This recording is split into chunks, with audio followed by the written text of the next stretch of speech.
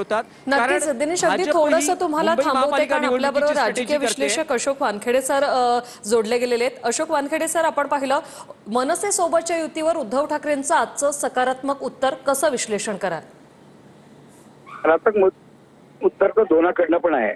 राज ठाकरे पण म्हणतात की एकत्र येऊ शकतो, उद्धव ठाकरे पण म्हणतात एकत्र येऊ शकतो. प्रश्न एकत्र येण्याचा आहे आणि एकत्र येऊन एकत्र लढण्याचा आहे. नुसते दोन भाऊ एकत्र आले पण खाली कॅडर जर एकत्र आलं नाही तर मग त्रासदायक होईल. कारण दोन्हीकडे फार महत्वाकांक्षी लोक आहेत.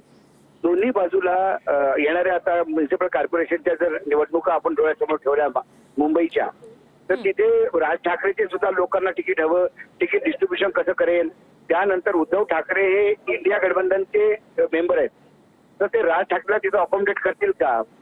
मुंबईमध्ये इंडिया गठबंधन लढेल की फक्त राज ठाकरे उद्धव ठाकरे मिळून लढतील आणि मग सगळे वेगवेगळे लढतील?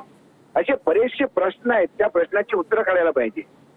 पॉझिटिव्ह थिंकिंग आणि महाराष्ट्राच्या जनतेच्या ज्या मनात आहे ते आम्ही तेच करू, तीच बातमी देऊ असं म्हणत आता इतके दिवस झाले. कारण आता कॉर्पोरेशनचे इलेक्शन सुप्रीम कोर्टाने सांगितलं की तुम्ही सप्टेंबरच्या पहिले घ्या, जास्त दिवस राहिलेले नाहीये.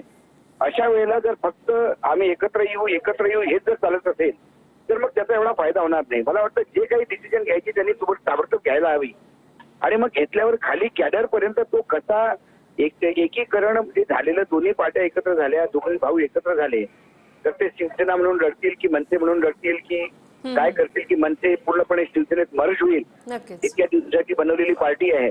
त्यामुळे राज ठाकरेला पण बरेचसे प्रश्न आहेत. त्या प्रश्नाची उत्तरं त्यांना त्यांच्या लोकांना द्यायची आहे. उद्धव ठाकरेंकडे सुद्धा बरेचसे प्रश्न आहेत ते त्यांना लोकांना द्यायचे आहेत. नक्कीच अशोक सर, तुम्हाला थोडंसं